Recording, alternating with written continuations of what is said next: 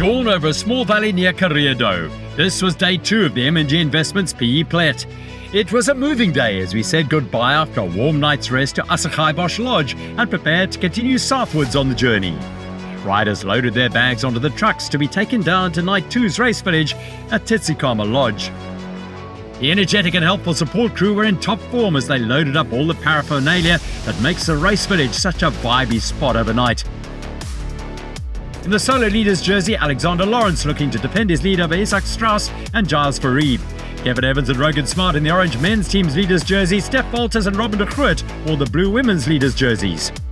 The clouds have come over. Everyone's very grateful for that. So I think it's going to help a lot today. It's a shorter one, 60 Ks, but I think same amount of climbing, but really looking forward to it. I guess I just got to hang on to Rogues again today. So yeah, looking forward to that, like a hole in my head. Whilst we're suffering, we'll have some fun. I just wish I had a bit more legs, that's all. The racing e-bikes started first, their incentive to try and stay ahead of the regular bikers who started around 5 minutes later. After the stress, strain and pain of a brutally hot stage 1, the longest of the 4, riders were grateful for the overcast skies as they headed towards the first climb of the day, the Saloko Ascent.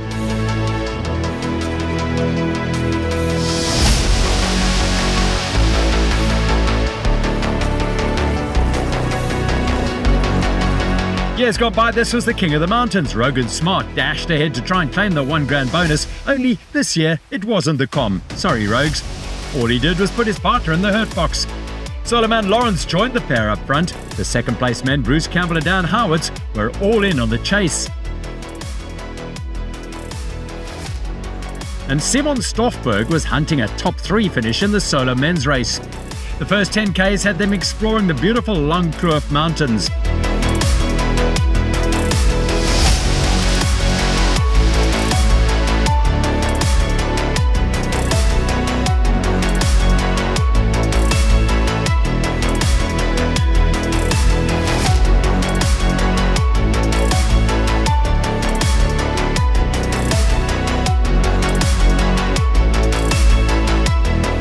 Eventually, they conquered the Kareedouw range via the tar road climb back to the coastal plain.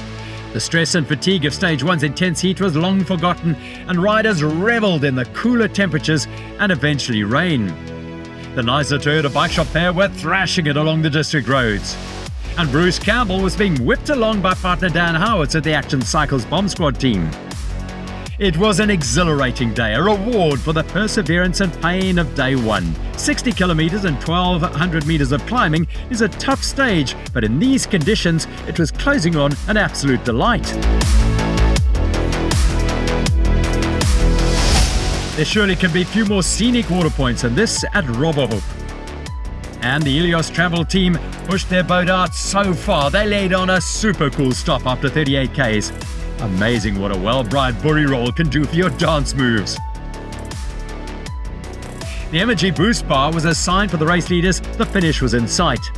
8 Ks from home, it was the perfect spot for an energising and tasty shake. A timely boost for the last charge through the forest and into the finish at the Kareedouw Lodge.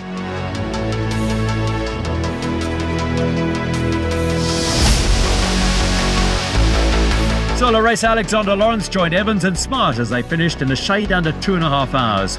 Robin de Groot and Steph Walters took their second stage win in the women's race. Dusty drivetrains gave way to mud-crusted bikes. Salty, stained jerseys and grim faces of a day go soft with soaked kit and grins of satisfaction as the recovery began in time-honoured fashion. An ice-cold beer. And/or a berry smoothie.